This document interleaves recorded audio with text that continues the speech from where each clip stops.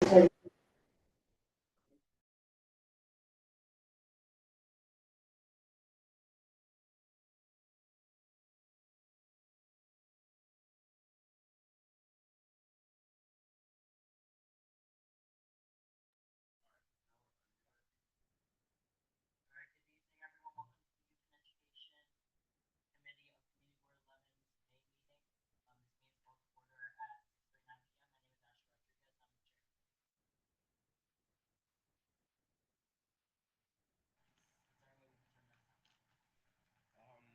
now, I wouldn't know how to do that. We can figure that out.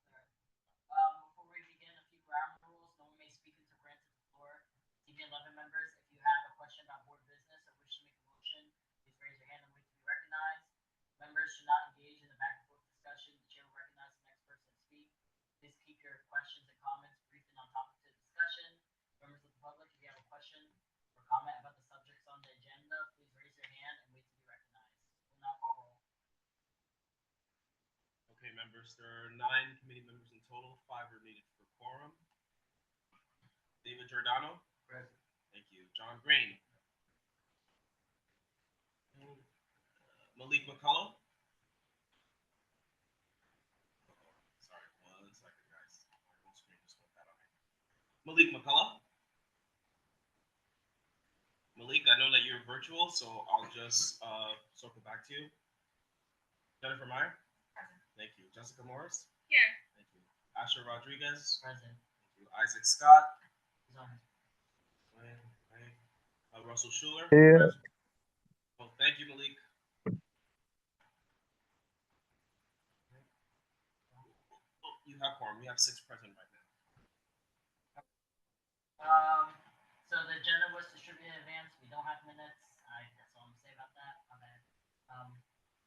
So if there's no objection to adopting the agenda, just one minor adjustment. Item D under presentations and discussions. Fatima, I'm so sorry. Hemmings Campbell. Okay. She's here in person, so I'm gonna switch her to the front if that's okay. See, no, if there's no objections to that change, we'll adopt the agenda. See, no objections, the agenda is adopted. So now we're gonna go to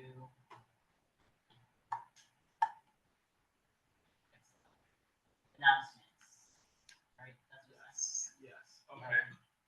So real quick, we have PS37 River East Elementary School construction work starting as of April 8th at 4 p.m. The project is anticipated to be completed by spring 2027. That's the playground that they came and presented about, right? Right. So I wanted to show this. We're doing a whole different setup, so I just wanted to show the screen itself for everybody to see what it looks like. Just bear with me a little bit. Okay, so this is an notification. We made it available for members of the public. If you have any questions, you can of course direct them to our liaisons at School Construction Authority regarding the construction process. And Sorry, this was distributed by SCA and schools to all parents and neighbors. Yeah, school construction. I don't know if this notice was given directly to parents and or families on the school. We as an office, we received this notice, and we were just trying to notify it through the committee. But I can assume that they received some sort of notice because they were advocating for this project. So. And yes, there's a principal and all other institutions are also receive this via email. So we're under the assumption that this was definitely distributed to the families. Jessica, can you leave it up for a sec? Oh, sorry. Yes. That's okay. I just want to make a note. I did read it because the abatement part indicates that there's ACM, asbestos-containing materials, in the school that will be remediated, and a little bit of information about the process, including a project monitor, and a statement that the school will be empty while the asbestos work is being done. So I know that came up in full board, a concern about asbestos work in schools here in our district, and it prompted me to do some additional digging, but I think this is a good first step to acknowledge there is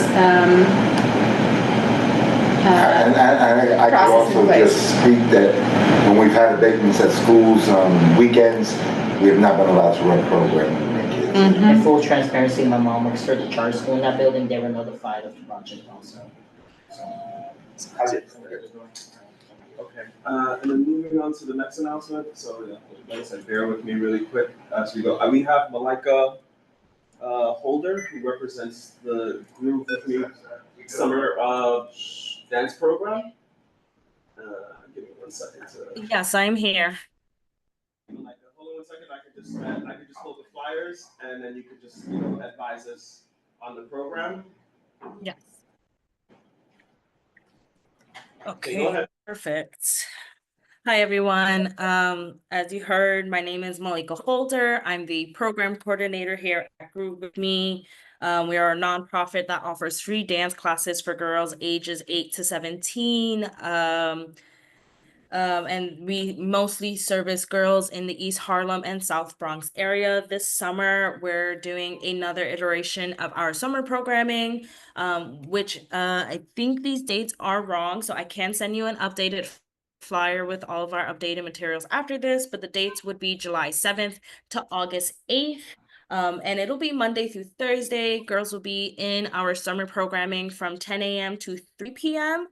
And it'll be like a very large kind of block of classes that include dance, arts and crafts, identity, and a new pilot. We're piloting kind of like a new program, Big Sis, Little Sis, where our older girls are partnered with younger girls and they get to spend time mentoring and kind of getting to know each other to really kind of like cultivate this a sisterhood that we have here at Group With Me. We are also doing what we call our a la carte classes.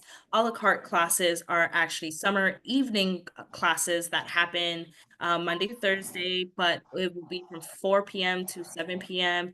And these classes are much more like one-off classes. It might be this hip hop class meets every Monday for this age group, or this contemporary class meets every Thursday for this age group. And students who can't make our daytime programming can sign up for as many classes in the evening. And those ages 5 to 17. So our daytime programming is 8 to 17. Our evening programming is 5 to 17. And we have our registration dates opening up on June 27th all the way till July 3rd, so the day before July 4th.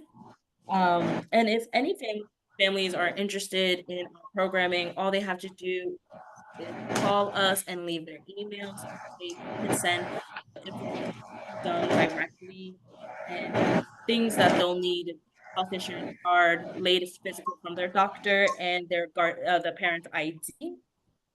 I think that is all I have for you guys today. I will send updated flyers after this. We also have our recital coming up on June 22nd, where that's open to the public. It's free, open to everyone here. It'll be at the United Palace. And it's basically any girls could come and see what kind of classes they will be doing in the summertime, what kind of classes they could be doing in the fall, and how our students progress. It's a great, wonderful time for the students to get on stage, to perform, and have this wonderful time. And that is what I have today for me. If there's any questions, Okay, thank you, Malika. Any questions? Where do you operate out of? Hi. we are currently located on Park in between 123rd Street and 124th Street. Uh,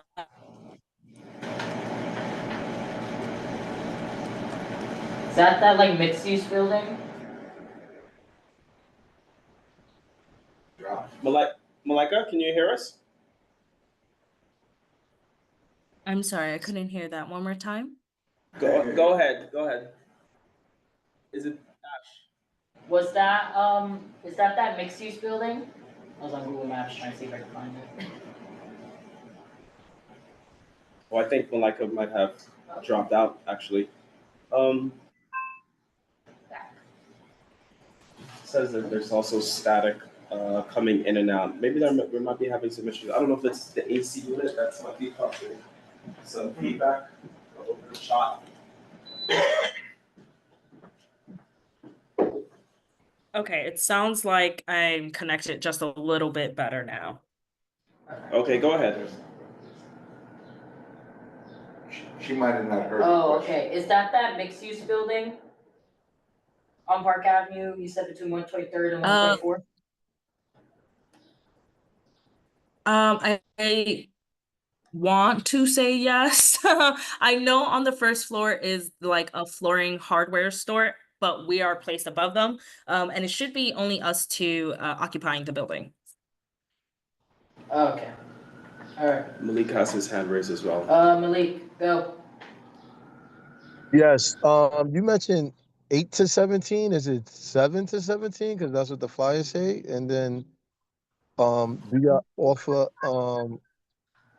anything for lower than 7? Or like, I guess, what does that? Is there any other thing or any type of Yeah. program for younger girls? Or no? Yeah, so I know this flyer is older.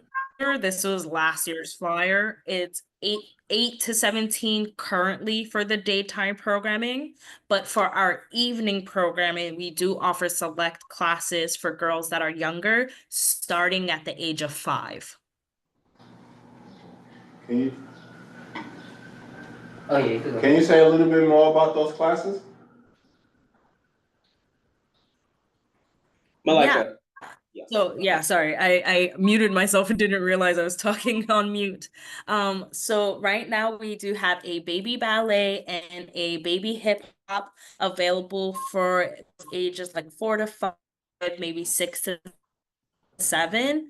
And those would be every week throughout the summer, same date, July 7th to August 8th. That would be like every Monday is a baby ballet class and every Wednesday is a baby hip hop class versus every day these girls have classes. They'll just be meeting those one days or those singular days. Thank you. Is there any other questions? Nope, we can move forward. Alright, Yeah, see- well, sorry, confirmation, the number on the flyer is the current number, 212-987-5910. Yes. Great. And AMJgroupwithme.org is still the email for contact to sign up and register. This time it would be me for contact. So Malika at groovewithme.org. Okay. Alright, any other questions? Sorry. Alright. Seeing no other questions, is there any announcements before I have one before? Back to our. Yeah. There we go. I have enough. So on May 24th, we are having a street closure event on 115th Street between Madison and Park Avenue.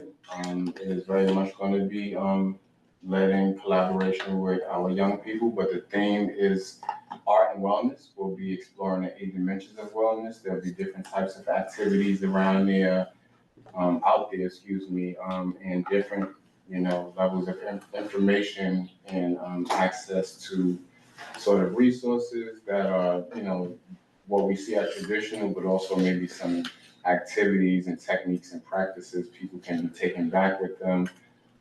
So just wanted to put that out there. But we are encouraging youth and families to be out there, and it is organized by another church, Youth and Family Outreach, which is the Community Outreach Ministry of Mount Zion AME Church, which is on 116th Street and Madison Avenue. It's the church on the corner. So Saturday, and also if folks are interested in being a part of that, you can feel free to reach out to me. We still are filling up the space. It's a big street, and we have all day, so it's like, so there's we do have Street Lab providing a lot of activities for our young people. We're trying to get a basketball court, so if somebody can help me get a basketball court, that would be helpful. But yeah, we putting it together, and it's going to be a great event, a great time for the community. So that's my announcement. Thank you, Isaac. Looking forward to that. Any other announcements? Alright. My announcement is Children's Aid at Lexington Academy. We're putting on a musical, which I'm the music director of, so I may be a little biased, but I think it's gonna be very good. You should very much come. Like, no, if you hear these 8-year-olds singing Defying Gravity, I'm impressed. And it's called The Wickedest Wiz of Harlem. It's a mix of The Wiz, The Wizard of Oz, and that's Wicked. so wicked. Jesus. Okay. Yeah. Yeah. So it's gonna be fun. The kids have been working so hard. Every kid in the program, and even if they didn't get a main part, they will be participating, whether it's like their little background musical dancers or having little speaking roles. So we made sure everyone got involved. So it's gonna be so much fun. Kids have been working hard. It's at Lexington Academy, 131 East 104th Street, June 12th. Doors open at 5:30 and the show starts at 6. It's about like an hour and a half. So it's fun. Come if you have nothing to do on a Thursday night. Yeah. Any questions? Thursday, what night? Thursday, June 12th. So yeah. You got music. The garden. All right, so no more questions. All right, we're gonna continue to our informational updates. I saw Dr. Christie. Hello, Hello. can everyone hear me? Yep. Yes, we can. Oh, good. Good evening, everyone. I put some updates in the chat. We do have our CEC meeting tomorrow. We have a hiring fair. My excitement for today was that all of the superintendents and deputies that are using the HMH curriculum came to visit to some of our schools for promising practices. So it was really great to highlight the work that's going on. The other thing that's really exciting is that 6 of our schools made it to the participatory budget. And we announced last week that all 6 schools will get $1 million apiece to be fully funded. The school with the most votes, which was super exciting, was 112, in which those are our youngest learners. They're going to get a sensory room. But to hear the excitement and joy from our young people were campaigning hard to get the most ballots. So a lot of great things going on. And our hiring fair is this Friday. And trying to make sure, I know that you've probably heard across the city, there's like over 3,000 vacancies, especially with the the new classroom laws. But we're in a good place. So those are some of the main updates. We do have our D4 Arts Festival, a Welchella event, but really excited. But tomorrow we have our CEC meeting at 6, and I'll have a more formal presentation at that time. But again, I just want to thank each and every single one of you for being members of our community board, and appreciate you all. So thank you. All right. Oh, and the pre-K seats went out today. So anyone who applied for pre-K should have received their enrollment. They should have received their letter today for those who applied for pre-K. That is true. Just quickly, where's the arts festival? This is so bad. I'm supposed Yep. Nope. The arts festival is on May 22nd, and it's at El Museo. Mm-hmm. Okay. Yep. Yeah, you have to register, right? I believe.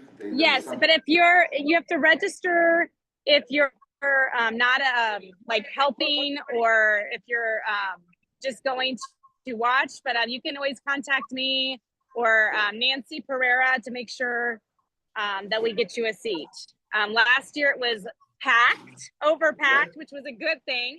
So each performer, we just want to make sure that each performer is allowed 2 tickets just for capacity limitations. But please, if anyone wants to join from Community Board 11, please connect either with me or Nancy, and we'll make sure that we get you a ticket.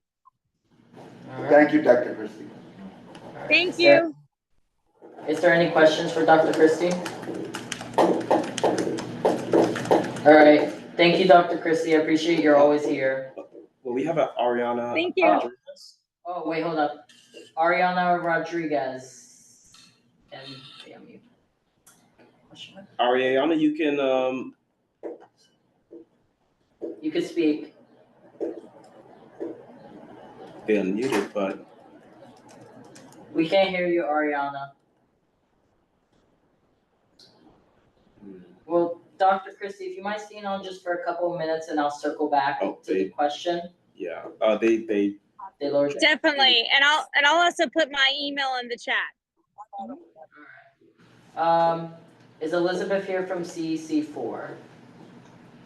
I don't see an Elizabeth. I have Mauro Medina, who has Mario? Oh yeah, Mario, yeah.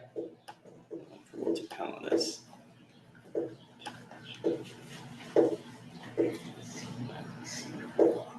And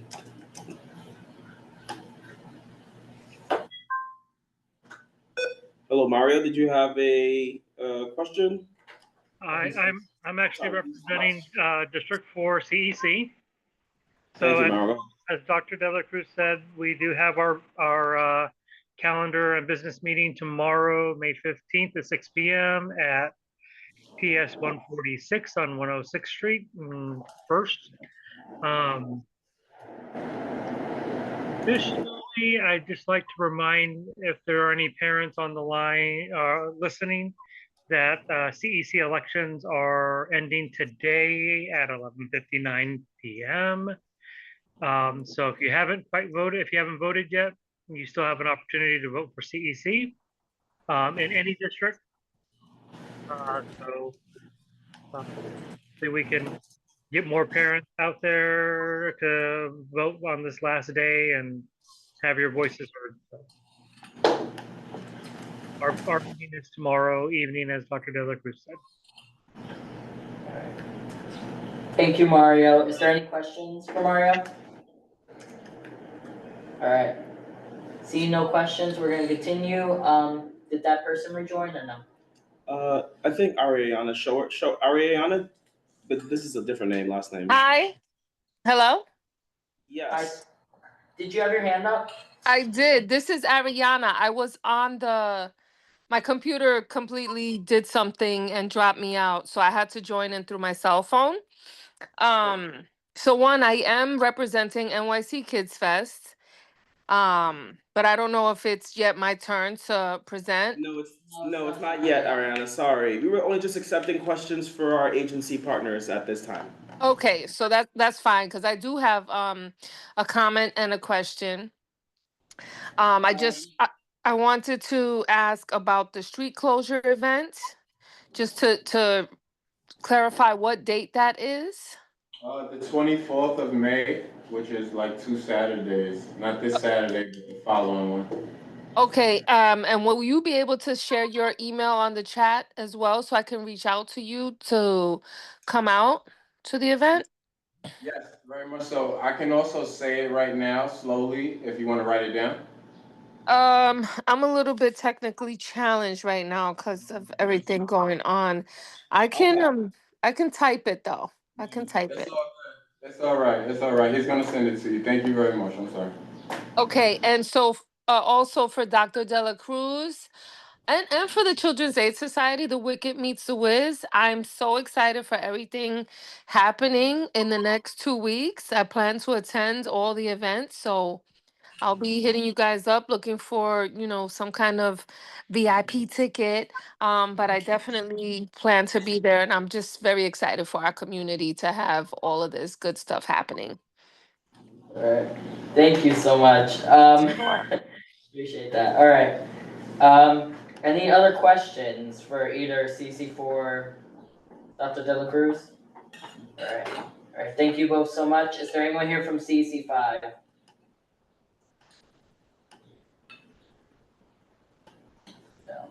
here. I'm not seeing anybody, and sorry, just I know their meeting sometimes corresponds with our meeting, so I'm just, yeah. Alright. making sure. Okay, sorry guys, just sending in that note for Isaac. Thank you very much. Let's see. Yeah, no one's raised their hands regarding CEC. Is Rosa on? Rosa, yes. Yes, I am. Hey, go ahead, Rose. Rosa, one Hi. second. Let me get to your slides real quick, Rosa. 1 second.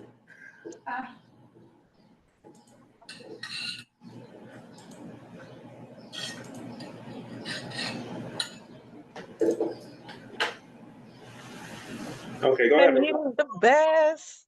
Thank you so much. As you can see, I love doing slides. Good evening, everyone. My name is Rosa Diaz. I'm a parent leader in Manhattan. You see the roles over here in the slide. Can you pass to the other slide?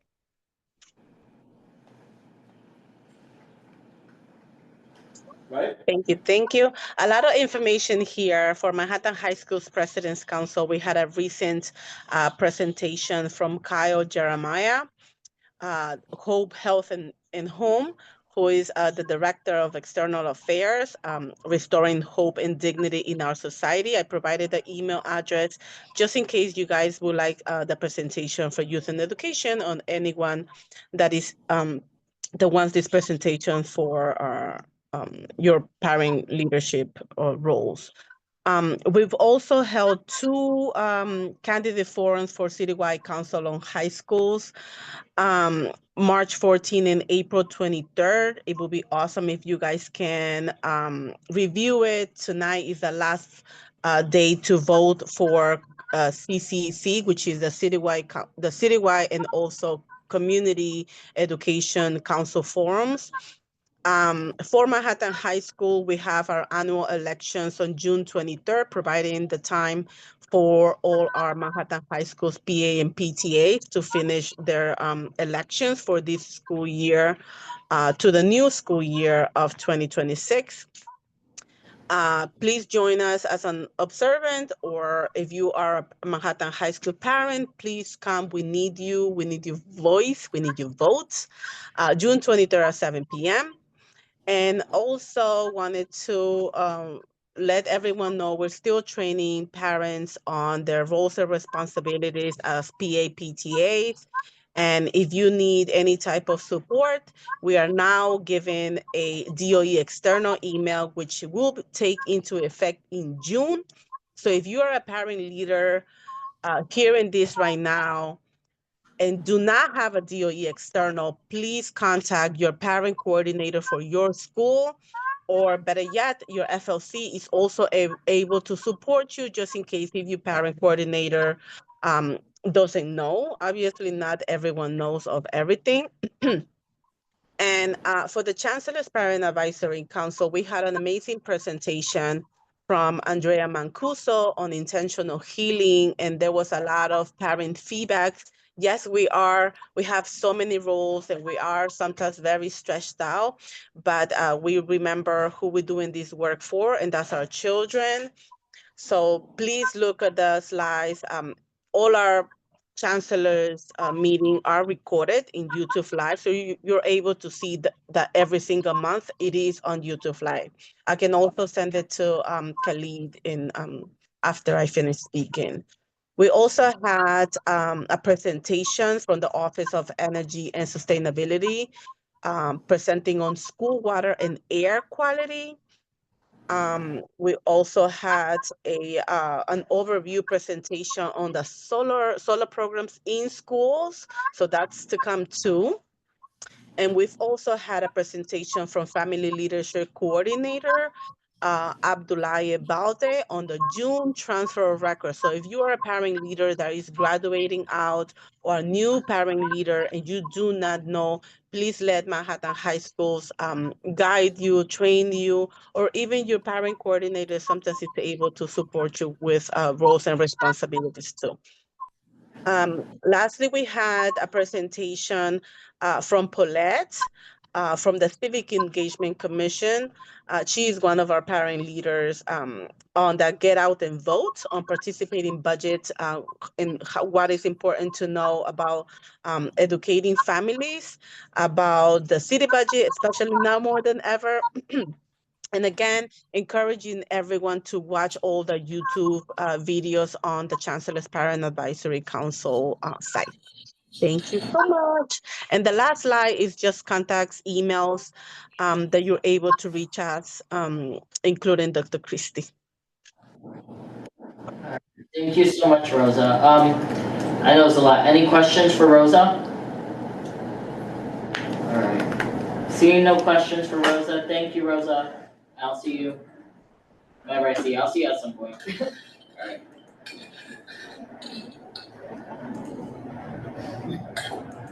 All right. Is there any? Oh wait, no. Is there anyone here from District Attorney's Office? Anybody from the District Attorney's Office? No, Tyree. Another person's name. I know who you're referring to. No. All right. All right. Is there any other youth education advocacy groups that would like to give an update? All right. Seeing none, we will continue on with the meeting. Thank you all so much. So. You wanted to bring forward collaborative opportunities? Yes. The street scholars? Yes. Okay.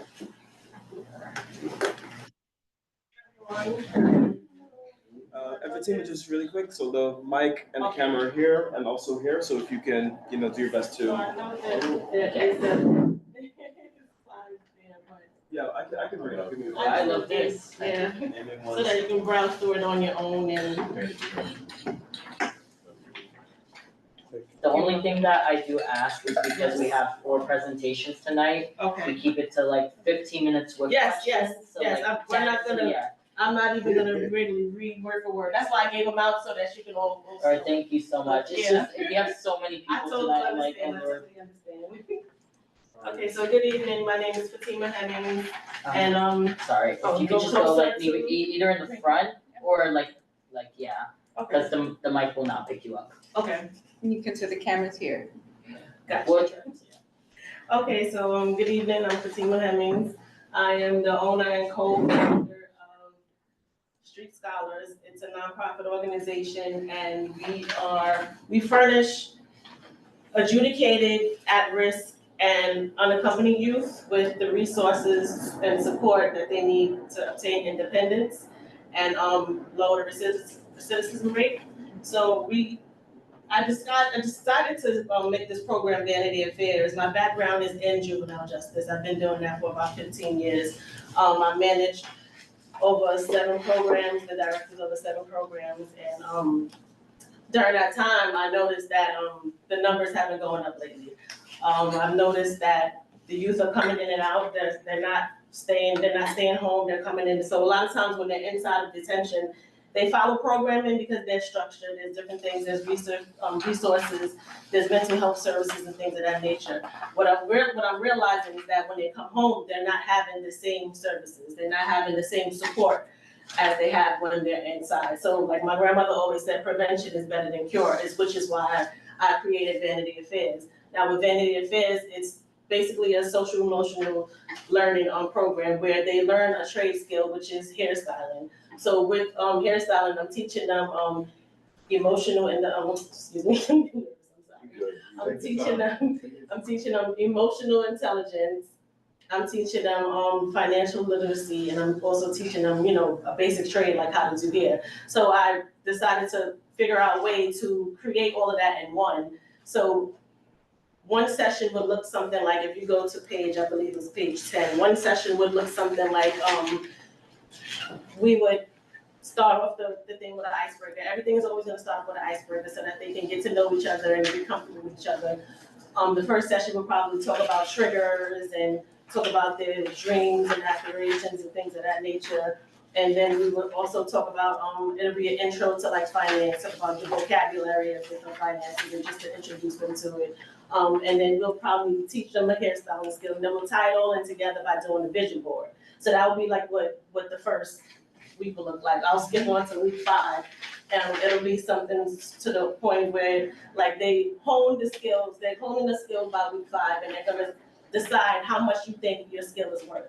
So, you know, you're saying what your own worth is, you're saying what you think that is worth, and then you're gonna talk about, you know, after you talk about it, you're gonna do a price menu, then you're gonna learn how to negotiate with the client, because sometimes, you know, you negotiate something, you have your price and maybe they don't agree. Now, outside of, you know, knowing these skills, they're probably like gonna wanna argue with them outside of that. But now with all of these skills, now they're learning how to negotiate different price ranges. So then at the end, of course, a hairstyling skills with every session, but at the end, we'll do like a role play and roll like a client consultation and talk about this, of course, the pricing and things of that nature. So every session is going to be some sort of emotional intelligence and financial aspect and hairstyling school. Then it's gonna be activity at the end where it ties everything in together. And the whole purpose of this is to, of course, teach them a trade, teach them something that they can always use to make some money at any given time.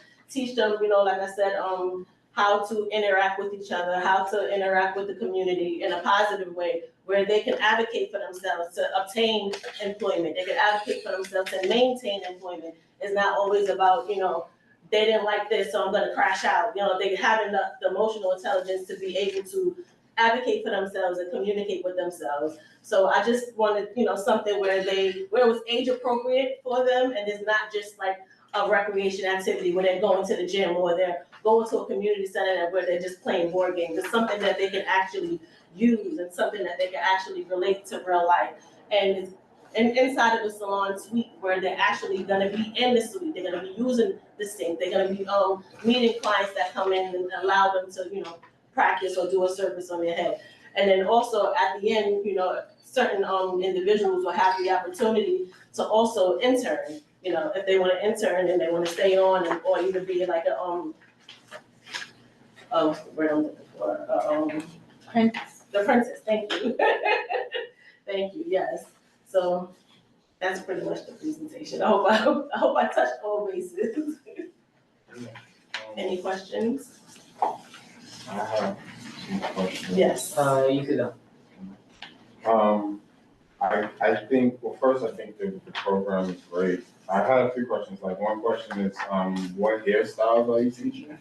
All natural hairstyles, like anything to do, of course, teaching them the basic techniques of different hair textures. There's all different hair textures, fine textures, medium textures, curly textures, 4C textures, as they say. And we're also going to be teaching them how to use the basic tools, how to wash hair, how to condition hair, we won't be getting into chemicals because that's not more so like natural hair, but teaching them braiding, teaching them how to apply tracks, weaving tracks, teaching them how to crochet hair, that's a new style, but teaching them the basic things that they can actually do on their own and where they may not need a license. Does locking their hair fall into locking? crochet? Yes, absolutely. Okay. My other question was,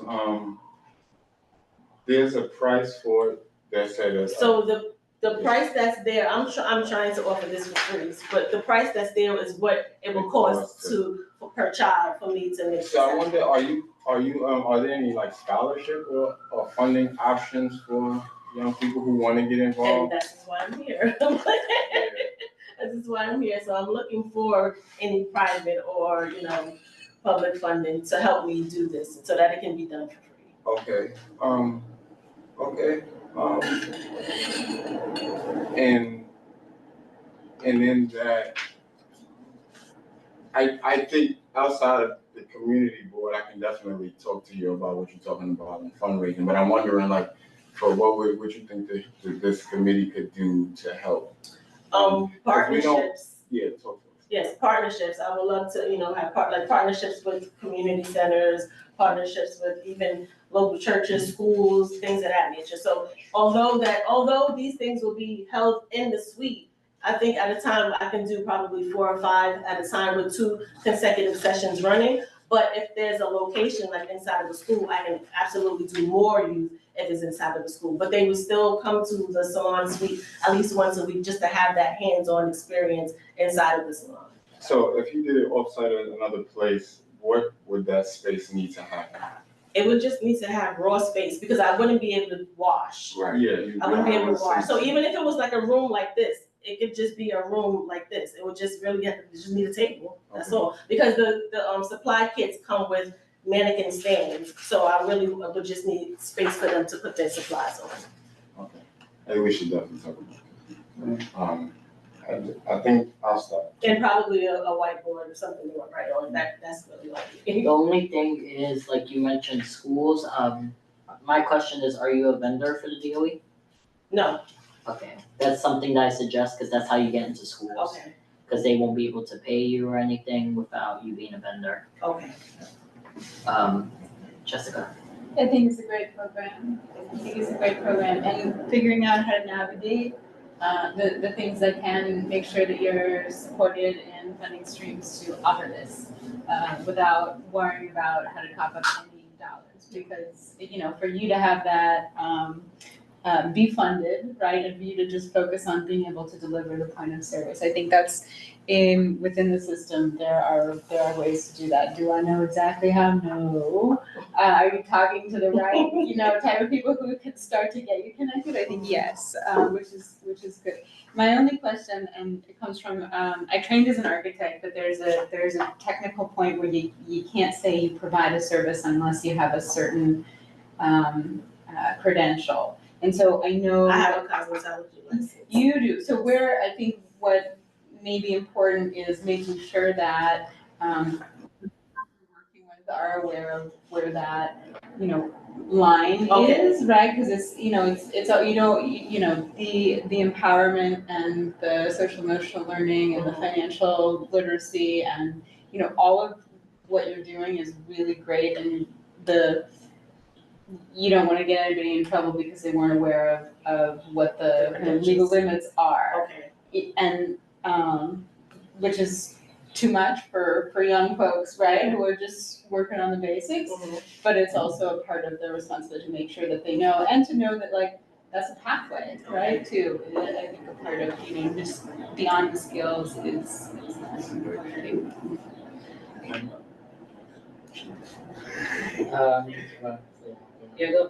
I think also just throw this out here, funding options, when you think about, cause you are LLC, right? So if I donate money to the LLC, it's not tax deductible in a way for. It's nice to have 501. So then Yes. you do, so how are you, okay.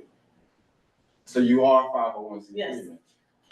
Okay, cause I see LLC. LLC is inside the salon suite. The salon suite is Vanity Affairs, and Street Scholars is That's what I was overall a bit. the program. Got you. Oh yeah, we got working for grants and funding and stuff like that. I understand. Like even DYCD, like as you initially talked about, is deterrent. They have special grants they call them explorer grants. So they're like after school programs, but they don't necessarily meet every day. Like at Children's Day, we have them for deaf and hard of hearing. So we serve citywide the deaf and hard of hearing population. But we wrote that RFP. That's what you try to hit up DYCD on some special grants. See what's available. That would be another suggestion. I mean, I work with Ash, we work in the school, and we work with Children's Aid, and I'm a director, but even if I brought you in to do a group, right, we couldn't pay those prices like that. It's like, how do we market that as a group versus as an individual as well? Can I ask a question? Yes. Would you be interested in collaborative fundraising with another nonprofit to be able to fund those? Absolutely. Okay, cool. Good job. Yeah, that's what I'm saying. Yeah. That's the easiest way. Thank you. Because we need stuff like that. So our organization is Another Choice Youth and Family Outreach. Thank you. Yeah. So the organization is Another Choice Youth and Family Outreach, and a lot of the work we're doing is with young people. So this would be right in line with Youth and Family Outreach. Yeah, right on 116th and Madison. Maybe we also have your open house. Oh, that's another thing. I wanted to ask you. Are you free on the 24th? Would you 24th. like to come What out? day of the week is that? That's I wrote it down already. It's a Saturday. Oh, yes. It's a Saturday. Yes. I wrote down all the dates. Yes. I'd love to have you come out. Absolutely. Great. Perfect. This is your email. Yep. We on point. I got you. Thank you. Yeah. Yep, I wrote down all of that. Thank you. Any more questions? I think it's a good program. Thank you. Everyone said everything that I was gonna say, so I'm just like, no okay. problem. That's a 01, right? Yes, 01. Mhm. Alright. Sorry, Ash. Ariana had mentioned in the chat, Real Dads has a program center that they're utilizing on 99th Street in Madison, and they're open to community partnerships as well. Okay. Real Dads. Thank you. 99th Street and Madison. With the dads with an S or Z? It's in plural. Real Dads plural. And right. Alright. Is there any other questions? Just double check in the chat. I don't know if Malik, because Malik was hoping that you would come back and present. I thought Malik might have some inquiries, but maybe in the future. Yeah. Like if you need a letter of support, come back. Okay. Yeah, definitely consider and because we had someone come to Human Services and do this power in the shower. They want to get funding, so they got a letter of support from us stating that we would support expanding this program in our community. And that was something that they can use in their funding package to say that they have support from the community. Gotcha. And I think that's something similar with, Okay. Yeah. It's just the way that our process works, full transparency, and it's also we're in May and it's just a little bit harder. We basically sit with stuff for a month and then I have the committee sit, do research, outside research if they want, and then the next month we will vote on it. Okay. Yeah. And our what's it called? We take a break in July and August, so there's no committee meeting in July and August. And that's Real Dads Network. Real Dads Network. She just corrected me. Okay. I don't see any questions, and there's nothing in the chat. Alright, seeing no more questions, thank you so much for coming in person. Thank you for your time. Thank you. I appreciate you coming in person. We don't have a lot of people come in person. Thank you.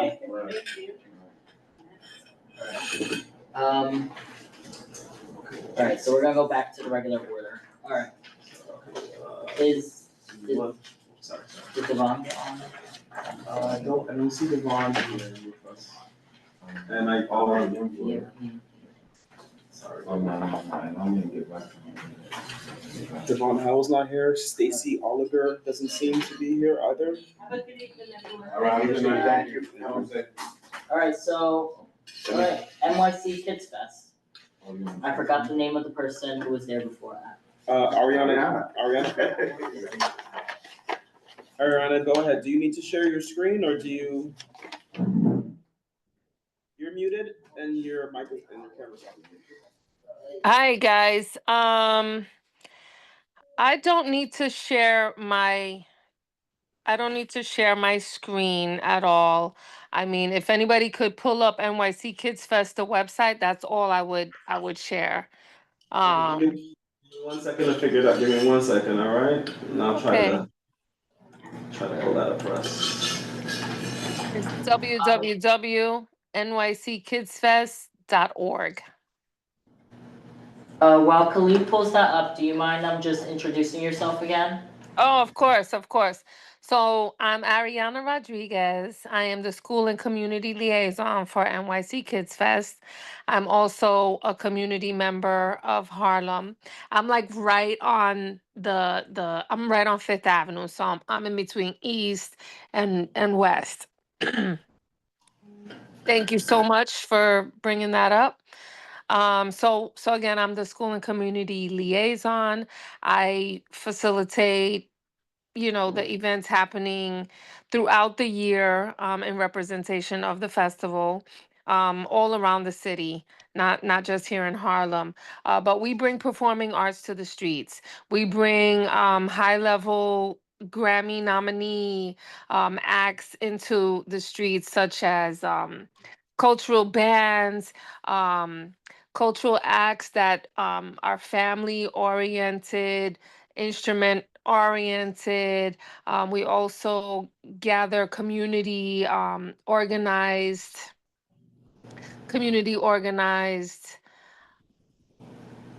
I'm sorry, I'm drawing a blank, but community organizations that come out and show their stuff, such as Double Dutch, school scholars who put things together, in their schools, such as maybe the Children's Aid Society could come out and present their Wicked and Wiz iteration with us. That would be great.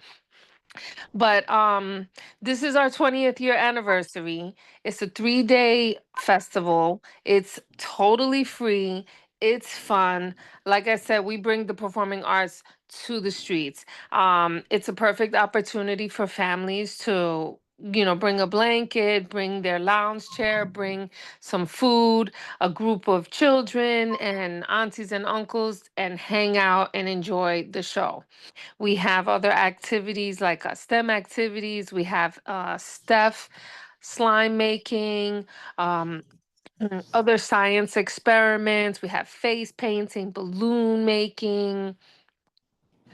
We've had other school partnerships come in, like I don't know if you're familiar with the documentary Mad Hot Ballroom, where dancing classrooms went to schools and taught the children ballroom dancing. Last year, we hosted the final competition, which was phenomenal. Like when you see these children really hone in on what they've learned and kind of execute with such professionalism. I'm talking like third, fourth, and fifth graders really, coming dressed to the nines and like showing their stuff. It's been a pleasure to work with Jessica, who is the director of this organization. She started this 20 years ago, just out of her desire to share the arts and raising children in Harlem. And I have a daughter who is 12, and we stumbled upon this festival just kind of being in the community and seeing it on the events calendar. And that's how we met. I'm really passionate about the festival because I feel like, a lot of people are always like, oh, there's nothing free, there's nothing to do. But we're here. There's plenty of things to do if you just seek it. And I'm more than a seeker. I'm a sharer. I'm here at this meeting with you guys in hopes that we can all share the wealth, right? If I'm sharing this event with you, you'll share it with your families and your other partner organizations, and we can just really get everybody out to enjoy the richness and the diversity of this city, and to inspire youth that are in the arts, that are into STEM, or that are into physical activities. I think that, inspiration will be key, and I think we can do it. Um, are there any questions?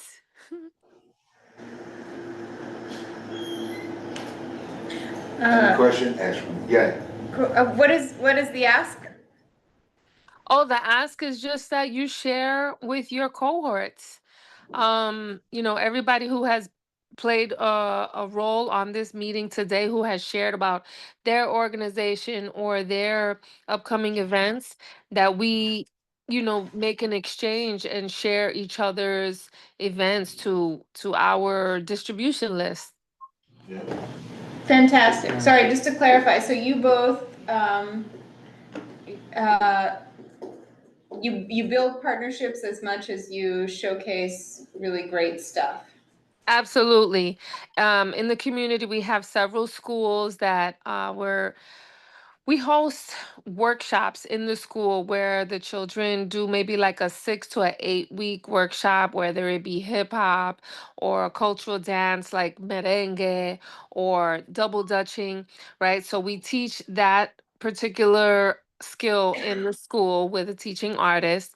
And then we invite the same group of children who participated in the workshop to perform at the festival alongside acts that we booked as well. So everybody plays a role. People who have already been doing this professionally, as well as the children who have worked on their skills over a number of weeks, and now they get to showcase what their talent is. Sorry, follow-up question. I know sometimes we have great opportunities kind of locally in the community to share with one another, like an open street event or, sometimes a block party. Is Kids Fest, would we be able to say, hey, we've got this opportunity on such and such a date, can you partner with us? Do you have anything you would want to bring to the street, highlighting local activities or, Absolutely. Absolutely. We invite our partners to come out and table their resources. If there's maybe a group, like let's say Groove With Me had something where a small piece, a 5-minute piece that they wanted to come and highlight what they've been working on, we welcome that. It's a 3-day festival, so there's room to, move around and work the agenda so that we can fit that in. We're in 3 separate locations. We're at Marcus Garvey Park on Friday. We're at Morningside Park, right outside Morningside Park on 113th Street on Saturday. And on Sunday, which is Father's Day, we're at Jackie Robinson Park. So we're kind of spread out, and there's room for everybody to just come out and have a really nice time. There's room to come out and table. There's room to come out and do a workshop. Aside from the main acts that are happening, there's room to do a workshop with your organization and, you know, get the family engaged. That's the last day of probation. All right, so, So, though, I'll be asking my, co-director about, maybe bringing the kids. I appreciate the offer a lot. This is the day after our show and the last day of our program, so I will get back to you on that as soon as I can. That'd be Um, amazing. I plan to come to the show. Oh, thank you. Yeah, Uh, exciting. Great. yeah, thank you so much. Thank you. You had no, something? no. All right, is there any other questions? This seems cool. I did just want to share one last thing. This was not the main thing that I wanted to present, but I do want to say that NYC Kids Fest is just not about performing arts or bringing the arts to the streets. We have, like many other community partners, we have our hands in many different places, right? We are about the youth and about development and about getting, to self-actualization. So, with that said, we do have our fingertips sprinkled in a camp as well. And the camp is called Brave Camp. Today I am Brave, which we are in partnership with. It'll be we'll be vetting students or scholars over the next few weeks. It's a free opportunity, a 1-week free camp. I can share more about it maybe at the next meeting, but oh, yeah, you have it there. Yeah, it's my daughter has gone to the camp. She's looking forward to going next year. I mean, this summer. And it's a really nice place where we're looking to get the children into a Zen space. Like they meditate, they work on vision boards, they work on like really centering themselves and, playing music, and they have a music festival. It's a really nice avenue for children to pursue, and those ages are from 7 to 12. All right. So it's a sleepaway camp. That's what Oh, that's it is. Yes. It's from August 17th to the 23rd this year. okay. All right. So like Yeah. right before. All right. Um, do you do scholarships for that? It's absolutely free. Oh. Nice. Okay. All right. That's awesome. Yeah. Is there any other questions? From me or from you guys? No, I'm saying from the people in the room. Sorry. Okay. Okay. Well, thank you so much for coming, Ariana, right? Yes. Yeah. If you could just put your email in the chat. I'm pretty sure you stated it out loud already. Malik has a question. Oh, Malik has a question. Wait, hold on. Oh, All sure. right. Go, Malik.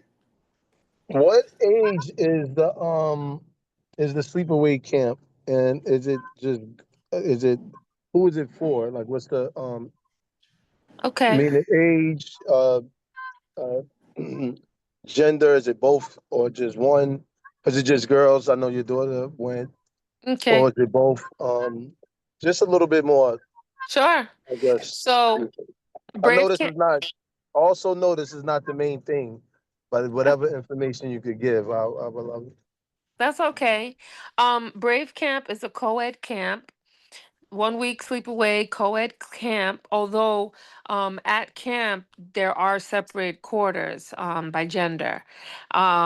It's about 90 miles north in Elizaville, New York, and the ages are from 7 to 12 years old. Okay, because on the website it says 9. So that was, yeah, all right. And there's some outdated items on their website. Oh, there is? Okay. Yeah, a couple of things throughout. Alright. You notice. But we can let them know. Alright. Yeah, I'm gonna drop my email in there, and if there are any further questions, we can absolutely dialogue on it. All right. If you could just state your email out loud for the record, for the Oh, recording. sure. Okay, it's Ariana. Pay attention, my mom did this. ARIEANA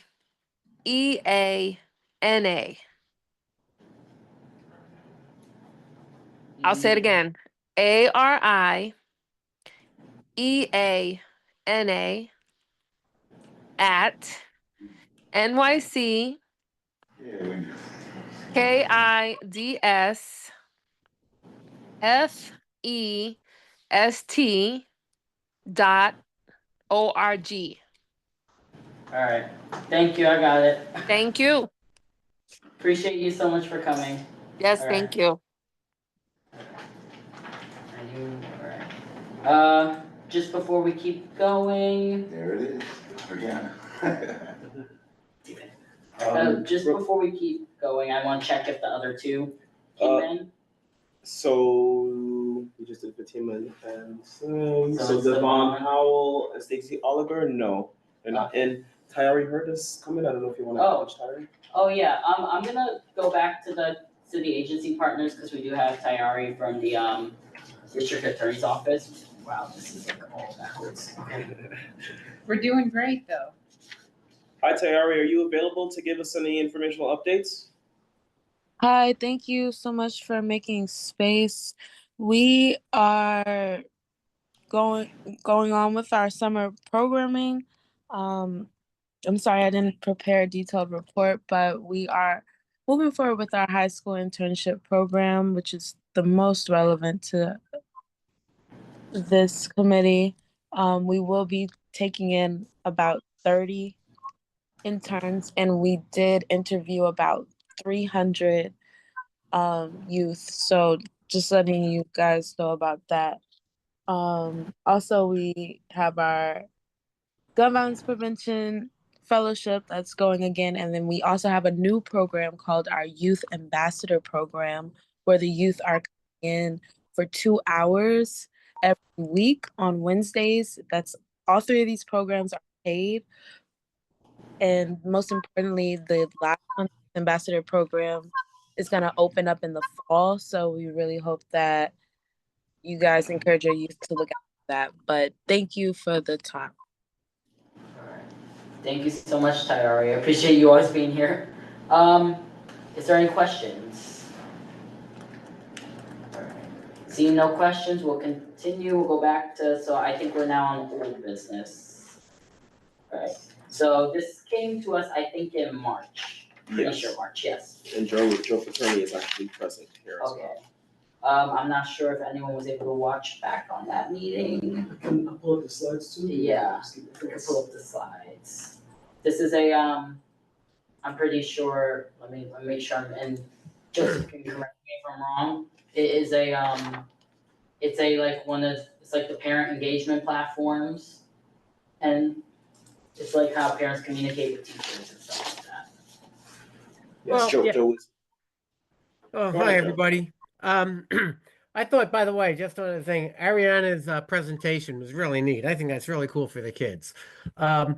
Anyway, yeah, I'm I'm the president of One Green Apple, and the purpose of what we do, it's more than just parent communication. It's really getting a meeting of the minds, giving the parents the information so that they can see their child in context, the way the teacher sees them. At the same time, giving the teachers the ability to get insights from home, so that that communication is really more like a dialogue, strengthening the parent-teacher partnership. And I know I had sent all this information. We had gone over this back in March. So I don't think there's really any need to really kind of go over it again as such as that. But I did want to mention that in April I didn't think I was going to make the meeting that in April. So I had sent some paperwork, as far as articles in going into a lot more depth about the background and some of the studies, etc.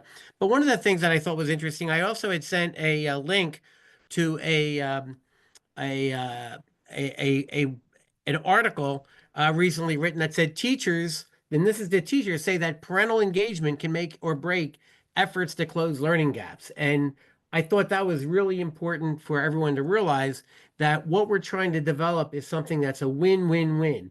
Easy for the parents, make the teachers more effective, and provide unprecedented analytics that strengthens and improves the entire district. And that's basically what we're all about. And I think this was just a follow-up because I know that we had spent quite a bit of time going on there. And if there were any additional questions or whatever, I'm happy to answer. Full transparency, I already staged my concerns last time. I more still want to know, even from the articles, how this doesn't add extra work onto the teachers. Because we have platforms, I know you say it's not the same thing, but as someone who works in the school, as someone who uses these platforms day in and day out, I'm telling you right now, it's very similar, if not the same. No, and that's exactly right. Basically, you're used to using multiple platforms. What this does is it actually pulls the information. Teachers just do the same thing they've done in the past. They still enter the data into their grade books. We overlay the existing systems, and basically it's like a glue that puts everything together that makes it easier for a parent to be able to track. It's one thing from a teacher, but basically it doesn't increase any additional work from teachers. There's we manage keystrokes and we don't increase keystrokes from a teacher standpoint. It just gives them the better avenue to be able to communicate with parents, which is really what they've been pushing. Even in the UFT, back a couple of years ago, they added time for the teachers to spend to try to reach out to parents. And what this is basically doing is making them more effective in making it easier to give them the ability to be able to communicate with parents and develop a dialogue. I still have questions about the price breakdown, because I remember it was a pretty hefty, I'm not gonna just throw out a number. Can you repeat the price that it would be? $1 a month. $1 a month, but I'm saying in terms of like the whole school, that's per child, right? Sure. So let me give you an example of how this would work. If I've got a 500 student school, that would be that we would be charging at $12 a year per child, $6,000. But if we can increase attendance by just 1%, and chronic absenteeism is one of the biggest issues right now. It's hanging around. Basically, 23% of the kids don't make it to class. If we increase 1%, that's an increase of 5 kids, right, out of 500, which at the $25,000 per year that the schools get per student, that's a return of $125,000 for a $6,000 investment. It's actually, I mean, it's I wouldn't use the word, it's a revenue generator for lack of a better expression, because the kids are there, and once the kids are there, obviously it's easier for them to be educated, taught. They have to be there in order to be taught. It's very, very cost effective. This is the last thing I'm gonna say before I open it up to the committee. I'm gonna be completely honest, I don't see how this would increase attendance when we already have attendance people at schools who call parents. To be honest, parents, a lot of times they don't wanna look at a screen. I find it more effective when you call a parent and you speak to them than just speaking to them through like a screen or whatever. It's basically the same thing we have now, but I will open it up to the committee for comments, because I know there was people who weren't here at the last presentation, people who were here. Anyone have any comments or questions before we go? Just a point of clarification, is this would be something procured through the school system? Is that That is correct? Yeah. That is correct. It would be piloted and purchased by the DOE and free, for lack of a better expression, free to the parents. And basically it shows up. I mean, you can use it on your computer, but it would actually be on your phone and it would be just a message. And when you even get into absenteeism, it's not saying, you know, like pointing the finger at the cheap parent, Johnny's been late, you know, X stuff. It basically says, you know, chronic absenteeism, you know, has an effect on his education. What can we do to help? With a link to contact so that it can be much more proactive, if you will, than trying to chase people down after the fact. But it doesn't just compare like just, and you could correct me if I'm wrong, it doesn't just compare the student, like their attendance is also like in context of the class, like let's see this person within the context of the class, and then the parent puts in what expectations they have for their child, and if that child's meeting their parents' expectations, which is a little, yeah, but yeah. I think it's kind of getting into the weeds there, but basically, yes, it provides the parent and the teacher a holistic view of seeing the child's background from that the family wants to offer, how they're doing in the classes, as well as, you know, communication, as well as just seeing how their grades are, as well as absence, you know, their attendance. We will eventually get to behavior, but the idea is to be able to provide all that information in one system so that the parents can see that and understand things in an easier fashion than looking through a lot of metrics and what's generally a lot more clunkier. And that's basically the answer, the short version. But we have something in this district called iReady, which all the kids use, and they get tested 3 times a year on iReady, and as they're doing the lessons, it shows what grade level they're at, and the parents can look at that. So how let me not go on the rant. Is there any other questions, David? If I remember correctly, if a school does sign up for this, it's for each student, every student in the school that you would receive a fee for, correct? Correct. And I do remember that some of the schools who did access this, it was around 30% usage, right? If I remember that correctly. So we would charge a school full price, but then only have about 30% of the. Well, I don't think that was correct in the recollection. Is basically you will start at typically even right now what your systems are right now, like for the parent portals and stuff, are lower than that. They're like the 8 to 20%. So we have a higher start, but then it gradually increases based upon parents' usage, talking about it, etc. So that it's not that it's low. However, you have to understand that's basically how every system, you know, that the school districts purchase is based upon total enrollment. I mean, that's just the way it's pretty much set up across the industry. It feels like there's numbers getting just thrown out without. Do you have actual data? Like data from the schools that not just like a study you sent us, actual data of people who have used this app? Because the only reason why we're questioning is because it is a pretty hefty price when we have stuff very similar. Jessica. Okay, Well, I would tend to disagree on the pricing completely, but also, but I can understand your concern. And yeah, I mean, we do have data. I mean, I just don't have it sitting in front of me right now, obviously. And also, a lot of this is back to FERPA related, something that I'm really not supposed to be talking about or sending out unless it is a actual independent review study. So, I mean, you know, I could tell you people you could talk to if you wanted to, but that's basically, you know, it has been well received. well, giving data like that, it doesn't necessarily violate FERPA, because FERPA is if you give students names and information. There's a difference between giving like school data, like we have school data on the DOE website. But Jessica, go. So, again, what is the ask? The ask is for a letter of support for funding to expand within schools. Well, it wasn't even a letter of funding. It's basically, consider this really a program to help improve family engagement within the schools. And that's really what this comes down to, is just a program to support that. the school district will make the decisions on their own on how they want to do this or not. But the reality of what we were talking about is just exploring to the community that here's an option to help parents with a lower education, coming from a different culture, a methodology that they can work with the existing systems that are, quite frankly, most of it over their heads.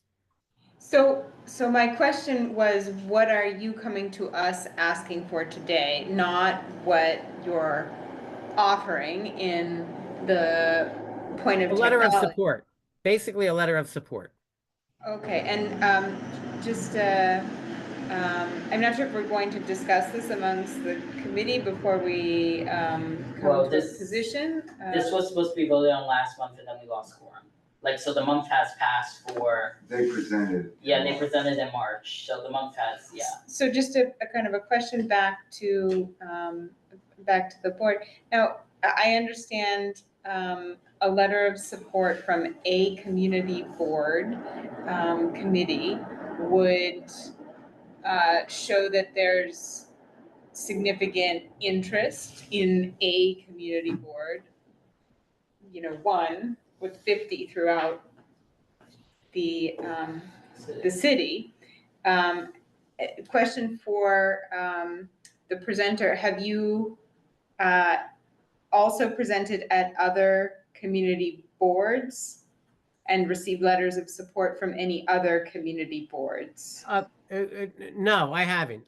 The way I was introduced to even present to the Community Board 11 was through Rosa Diaz. I've presented and worked with CPAC for a 2 or 3 years, actually even going further, but just recently since COVID, after COVID, with CPAC, and have gotten their support through multiple districts. I have been to several DLT meetings, CEC meetings. I was at CEC 4 as well, and received quite a large amount of support. That this is great. This is exactly what we want.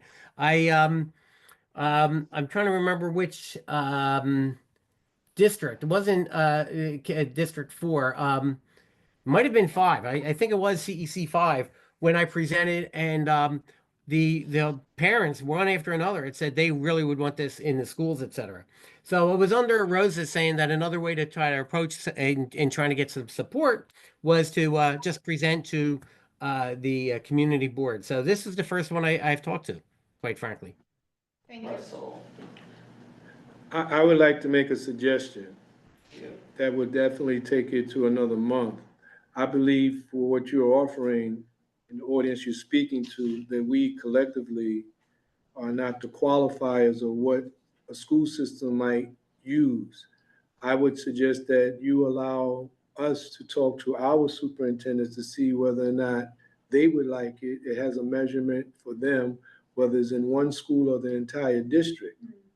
And then we would come back to you with a more of a realistic support or non-support based on the educators that will be using your instrument. But I've talked to Superintendent De La Cruz in the past. hello, from the CEC, did you receive a letter of support from the CEC? Because that's basically like the district, the superintendent's there. That's, yeah. Quite frankly, we didn't ask for it. I didn't even know that we could at the time. But Rosa could answer pretty heavily on some of this stuff, as well as because she's been in most of these meetings. I've also presented to multiple high schools. I've done professional development for the parent coordinators for both Queens North and Queens South. I've done this in detail an entire day with the parent coordinators for District 27. So it's not that this has been just like, for lack of a better expression, trying to sales. This is really gets into a paradigm shift. It provides new tools that greatly increases the capability of support for parent coordinators as well as teachers and obviously the families in getting more involved.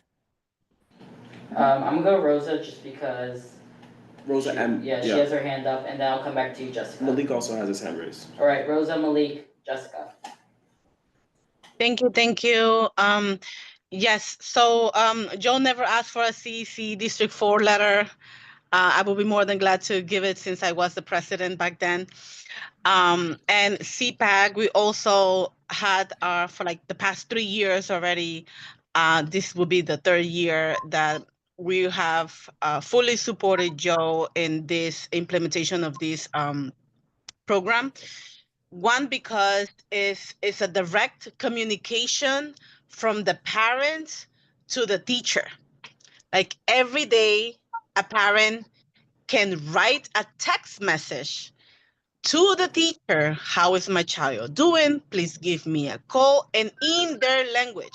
I speak Spanish. Imagine the possibilities of speaking with the teacher without having their cell phone numbers, without having to write numerous emails or even going to the parent coordinator or even going to the principal.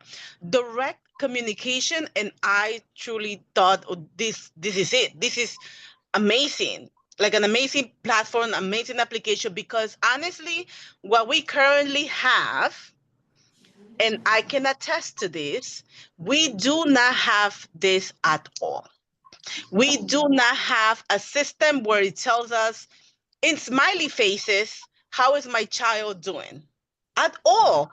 So, like, I am not sure if my child is okay or not today, even mentally, emotionally. How are they doing? You know, if they did the homework, or I don't know unless I go to the school, unless I send an email, unless I call, unless I have a number to schedule a meeting.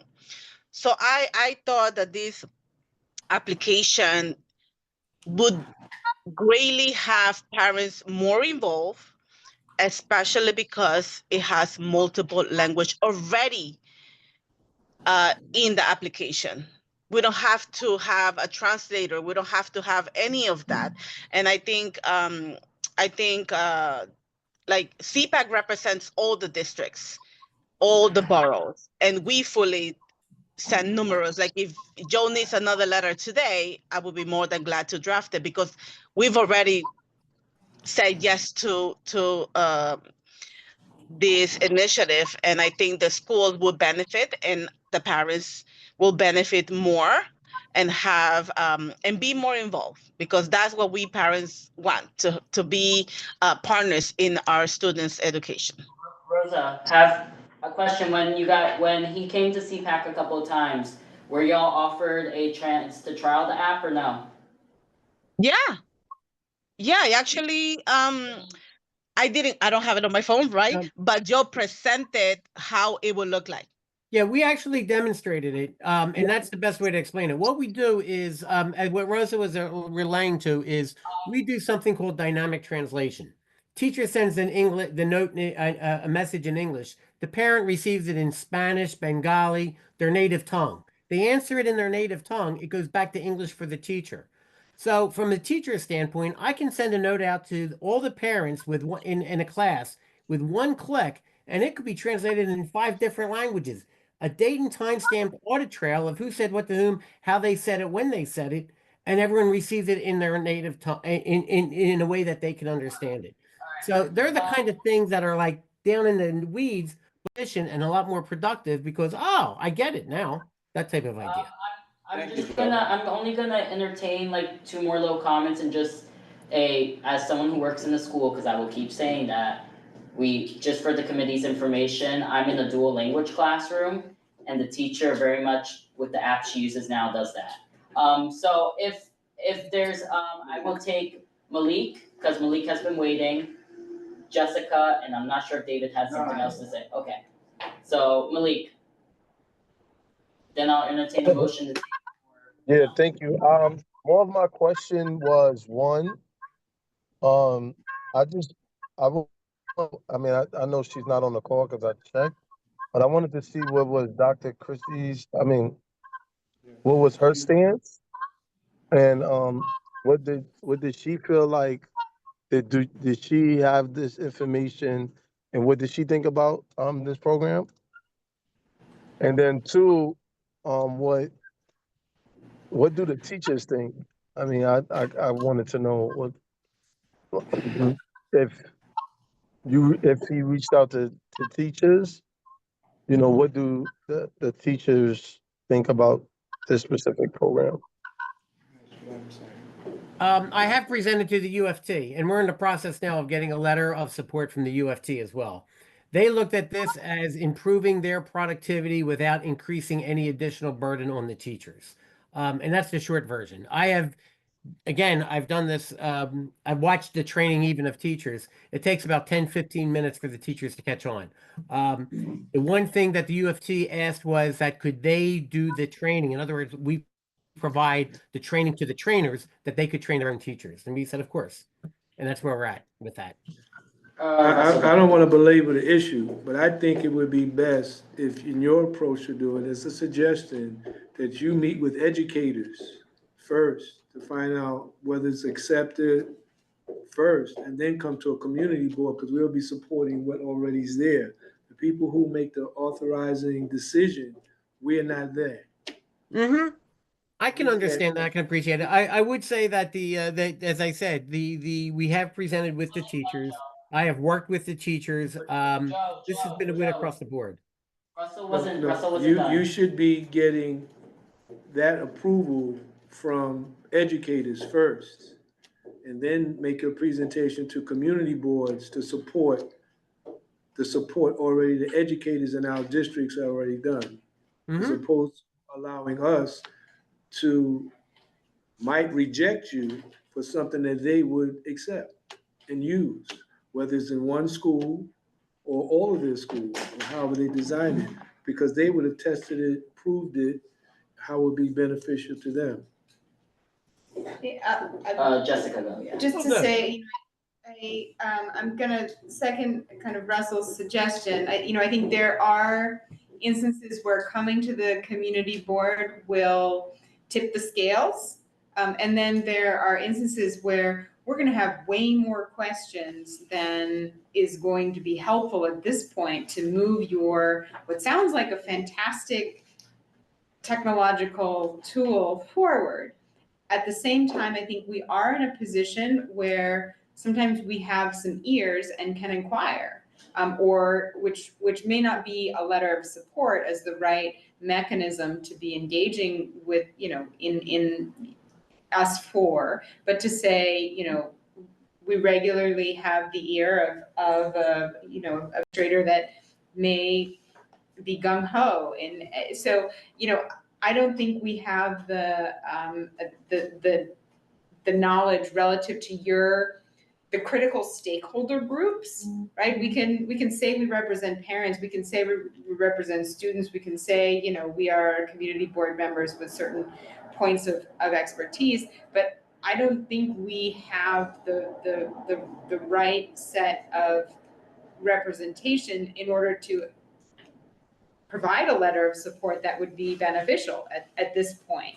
So, I mean, that's my sense of kind of where we're at relative to the potential of what you've brought to us from a technological perspective and the sort of need, understanding that procurement and process change within an entity like an educational body, if there are many opportunities for piloting and moving something in a direction that could be a huge win for everybody. But I'm not sure that a letter of support from the community board in one particular district is necessarily going to tip any scales anywhere other than bring more questions about whether we're supporting the right thing. I don't know that we can get to yes here. Yeah, I will just to be respectful of everyone's time, I will entertain a motion either way, because we have been sitting on this for 2 months. So that's the only reason why, and this would have been dealt with last month if we had quorum. Would anyone like to make a motion, or either motion to table, motion to provide letter support, deny letter support? I'm fine either way. I don't think it's fair to vote on that, personally. We're not the body to vote on that, so we'll be making a decision. Let's just say we all agree unanimously that we support it, and then Dr. Christie comes back to us and said, well, how could you support something that we haven't approved? We can motion to table it till he comes back with more information. Okay. I just wanna make sure there's like an actual motion and not just. Okay, I understand. Yeah. I understand that. I would be concerned that we spent a lot of time in the first presentation We spent a fair amount of time today. The whole meeting, yeah. And I understand what Russell's saying, but we do also make, to the best of our ability, decisions that we think will be helpful or non-helpful in the support. I would want to hear from somebody that actually used it, right? And see the value of it. Not to hear somebody heard a presentation about it and said it's great, but to actually see the use. And if I remember, and maybe I remember incorrectly, and maybe I'm give it a take 10, but I remember the percentage of uses was not overwhelming. In this instance, David, I would rather hear Dr. Christie say what her results would be. And the no could also mean he could still come back even if we say no to providing a letter of support today. I'm just saying that's our options. If we say no, he could still come back. Like I don't think you have to take a vote. Can I, okay. Chair may be recognized? Yeah, go. I'd like to make a motion to table this indefinitely, upon the committee's extending an invitation to come back. We have a little bit of follow-up work to do, and once we've done that, perhaps we can invite them back. So motion to table this indefinitely. Is there a second? I'll second it. All right, please call the roll. Okay, 1 second. I think we have everybody here. So a passing motion within, I'm sorry? No, John is actually online. Oh, Sorry, yeah, I didn't mention that. John Green is with us virtually. And so we'll need, this in order for the motion to pass, we need 5 to support it. David Giordano? No. John Green? John, sorry, John, if you are paying attention, there is a motion on the floor to table this item indefinitely and re-invite the representative at a later date after acquiring more information. Yes. Okay, that's a yes. Malik McCullough? Yes. Yes, thank you. Jennifer Meyer? Yes. Yes. Jessica Morris? Yes. Asher Rodriguez? No. Isaac Scott? Yes, but I feel like a no. Yes. Yes, but I feel like Russell Schuler, yes. Okay. I think it's the right thing to do. I think. Okay. So, sorry, everybody. Just for the record's sake. Yes. Okay, thank you. So we have 7 yeses, 2 nos from Jacob Giordano and Asher Rodriguez. The motion passes. So this item will be tabled indefinitely, and then pending we receive further information on this program or this tool, we'll re-invite Mr. Fertoni to readdress the case for a letter of support. Isaac. I guess can I ask this question? I should have asked it before I voted, but does that mean that we're going to take a good faith effort to find out this information? Yeah, that's what it is. Can we come back That's why I in make next month when everybody's done? say Because the table. word indefinitely Right. is not, Yeah. you know. Right, that's why I couldn't vote on that. Yes, that's the word. I would say if it was And I'm next saying month. just give it to Dr. Christie, let her see, Yeah, let her review it. And that May I- Then that'd be it. May I respond? I think, in our informational updates every month, we have some FaceTime with, people and representatives. So, as a committee, we can make sure that we inquire about this or generally, communication tools amongst parents and engagement. So I think we are well positioned to do that due diligence follow-up. Yes. Yeah, I will go to the CC meeting tomorrow and I will ask her to provide information to the committee for the email with her number. If everyone's okay with your email, we can share, but yeah. All right.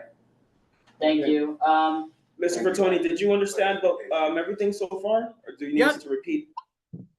Yes, Excellent. no. I think it's fine. I can appreciate the position you're at. I mean, quite frankly, I mean, we're quite open about wanting to talk about everything. This is not a sales type of thing. I am sincere in what we're trying to do as far as improve the community and family engagement.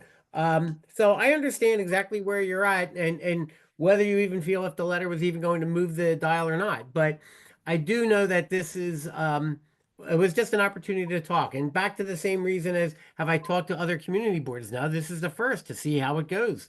So I can understand the position when you're at, and I look forward for you to find additional information and make it comfortable. But I'm just happy that we've even spent this amount of time to be even to discuss it. It's a necessary topic to discuss, that families are involved in the education of their children, and how can we do this in a more effective way? Let's put it that way, considering all the issues, both monetary, et cetera. So I thank everybody for their time, and I look forward to a final resolution of this. All right. Sorry, right, and just one more thing about, if you return, once we get our, act together, right? If we can. Street co-naming has a series of letters of support. So if you've received these from other entities, especially other community boards, if those if that understanding and those sort of statements, which are available, I think, as part of your package beyond just a presentation, I think that set of information is helpful to be able to sort of review and say, okay, this is, there's, in which case, do you even need our letter? I don't know, but we appreciate that you're here, and I think would welcome a return should we get there. All right. I appreciate your time. It's getting late for everybody. Asher. Yeah, what's up? Yeah, I would like, I was just wanted to say, I mean, I was a little confused because I thought that he was gonna give more information, but it's okay. I just want to know if like Russ said, it's more of the educators to understand and know what they're getting themselves into, and for them to, educators meaning principals, teachers, to understand, your programming, and that's why I just want to know as far as that information is concerned, because there's going to be the ones that's directly affected as far as answering these different emails from parents. So that was that. I guess that's what I feel like needs to be. Um I don't want to say, that's what needs to be researched or surveyed on whether the teachers, would like this particular programming or not. All right. Yeah, so I will follow up with Dr. Christie tomorrow at the CEC meeting. I just want to be respectful of everyone's. Yeah, apparently, yeah, he did, yeah. CC4, right? So Yeah. how was it received? Was there anything? He said it was positive, and he's. No, from her point of view. Oh, I will ask her, okay. All right. Asher, if you can just report back, I mean, you don't have to share. I will, yeah, I will. Emails, just report back what, Yeah, I will. That'd be wonderful. All right, I'm trying to just keep the meeting moving along because it is 8:17 and we have one more thing left.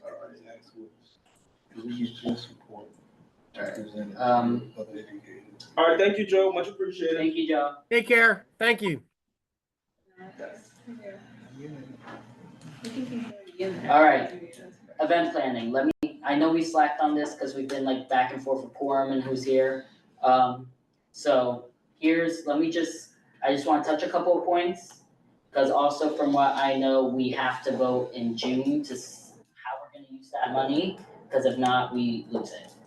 So, from last time, and someone can correct. Does the money need to be used by June 30th? Yes, right, Khalid, that's correct? So that you can't spend it in October. So wait, can we clarify the money thing? So you have your committee funds if they're available for the fiscal year, right? And the fiscal year ends by June 30th. That means I really couldn't advise on whether the committee can use funds within that final month. Angel would be better able to advise on whether that money is already going to roll over into the next year or if it could be grandfathered in for a later date. So I don't want to advise on that and then misinform you. Okay. So yeah, that's a better question to ask Angel. And then of course, like I said, it depends on if committee funds are available.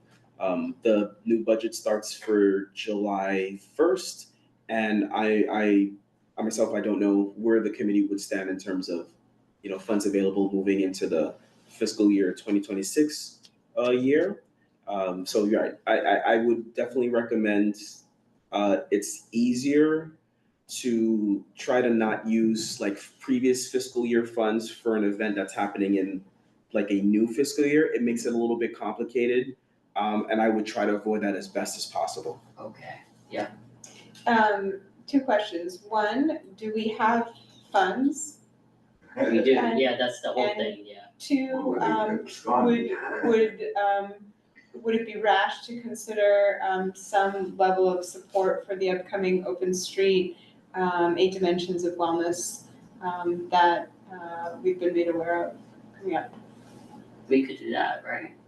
If it's like, donating your funds for another community event, we do that regularly. We did that with the tree lighting.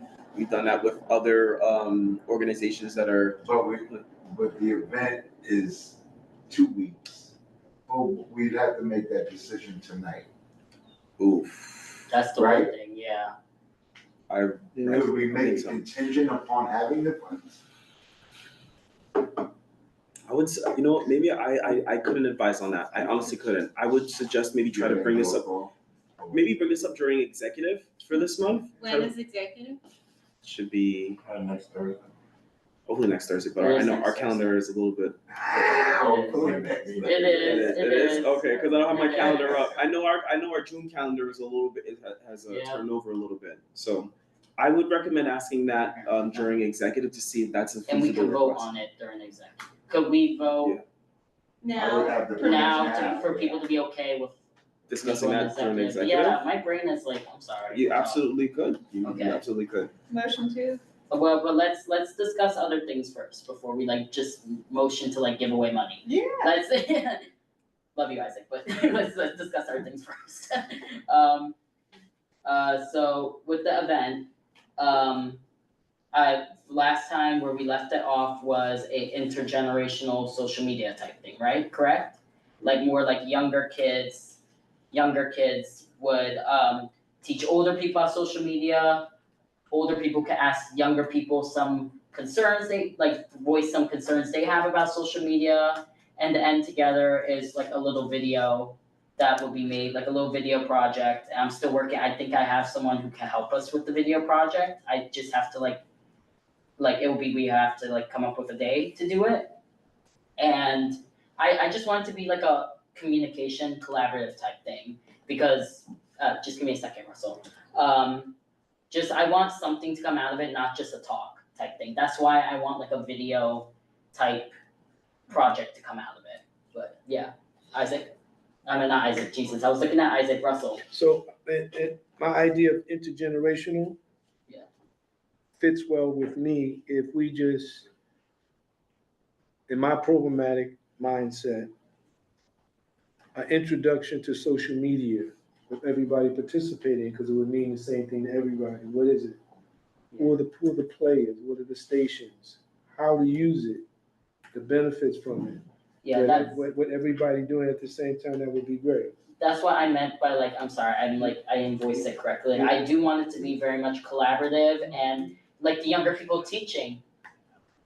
You're gonna teach I want younger people to teach older people about social media because like I know a lot of older people have concerns. I think it's more for them to know. So what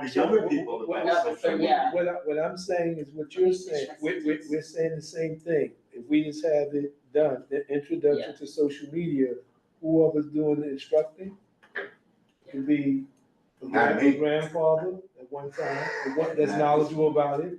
It could be an elementary school kid at the same time. No, I'm just saying in general, however it's formulated is the interaction. So when we're saying, what is social media? If we ask an elementary school student, what does that mean? You'll get an answer from it. Yeah. Well, of course, this is the programmatic design. We shouldn't bicker about or be challenged about because we're gonna come up with that. Yes, that we can agree on. Yeah. The video aspect, I want it to be like at the beginning, it's like you ask everyone what the social media means to you, the older people, the younger people, and then little clips of the event, and then at the end, you ask the same question again. So what have you learned about social media? What do you do you see yourself using social media in a different way now? Like it could be some of the younger people being like, hey, some of the older people showed me, hey, you probably shouldn't post everything. So yeah. So. I think this is a really fantastic initiative. Just saying. But within that, the first thing that popped into mind is for the people who are learning, right? Being open to everybody, either end of this, but you can create an ambassador is no longer a word, it's called influencer, but I think there's a difference, right? That once one person within a demographic or a certain segment of the community understands the value of engaging with social media, then they become, someone who can kind of nudge their Domino's friends and say, hey, this is really actually good because, Well, the whole point of this isn't to change people's minds necessarily, it's more to be like, no matter your opinion on social media, it's something that's here and it's most likely staying. Mm-hmm. So it's how do we live with it? Mm-hmm. Yeah. I think there's a partner also, maybe they're actually way more hip and cool than you could possibly imagine, but the Department for the Aging looks for ways to partner and kind of activate. They may have a program coordinator or someone who could throw some weight behind this to support, amplify, whether it's, if there's a video that comes out of it, or if you kind of pick their brain before producing the video, it may have a channel or an outlet that could kind of amplify. It also made, just on that thought also is, aside from the actual event, what about leading up to it if we brought a group of students and maybe one of the senior centers, right? And brought two groups together that are so different in this. So that it's not just the event itself, but there's some pre-groundwork where people started, their understanding, and then kind of what Ash was talking about, doing some intergenerational stuff. Where we're learning and teaching from each other, Yeah, so I have a curriculum from the first Trump administration about because there was a lot of advocacy happening online and like older people felt like left out of that advocacy. So like teaching them how to use social media for advocacy. You want to do some of that? No, I think that's a starting point for us to look at. I'm into teaching and learning, so every group that we can think about to be in this intergenerational thing, we could have a question, what do they want to know? What do you want to know? And maybe send out like to the groups that we're inviting once we get like a RSVP, like a survey for them to fill out before they. These are things where what do they? This every group. What do they want others to know? Mm. What does all the groups? What everybody need to know? So it's when it's intergenerational, the teaching and learning is what you call it. Exchange. Yeah. It's cross-pollinated. Mm-hmm. Cross-pollinated because whoever with general questions, what do you want to know? Whoever has the answer has the answer. Yeah. I want to make this as collaborative as possible because me just knowing with working with kids, they ain't gonna want to sit through people talking for 3 hours. No, so you got to make it interactive. Right. That's why I'm saying it's got to be activity. It can be, should be some lead up to it. We have to pick audiences that, what do you want to know about it? How do you track your grandchildren? You want to know where they're going. Yeah. To the grandchildren, do you want your grandparents to know where you're going? No, but how do you in a safeguarding way? Well, that's I think what Jen mentioned. Maybe it's also something good to look at, right? Because it's talking about how to take some action. And then we have to be smart enough to find out what information everybody needs to know to navigate themselves in this environment. It could be life-saving. So that's what I'm saying. Even what's that ICE identification thing, on your phone, right? Does everybody know that? Yes, definitely. AARP might also, AARP, they do also, so they may also have some support to throw in, or some curriculum. Right, that may be good partnerships to reach out to. Yeah. it sounds like a great thing that doesn't just happen once. It's a It dialogue. starts. Yeah. It starts. Like book club, but for Because once, intergenerational social media. once young people don't know everything that they need to know about social media. I know the population I'm dealing with is like, look, you do this now, that'll affect you going to college. And then there's seniors that need to know, once they need to know how to navigate with that landscape, because they're helpful things for everybody on social media. Yeah. It's not a young people thing, it's just that it seems like they use it in ways more frequently because that's where they spend their time. So, okay, I was thinking for us to do this event, if like maybe around, since it'll be like an indoor type of thing, obviously we're not gonna be outside doing this, like around like November, December, like before the holidays or something like that, cause I feel like October will be a little bit too early. Cause that will mean we come back and then we have like a month.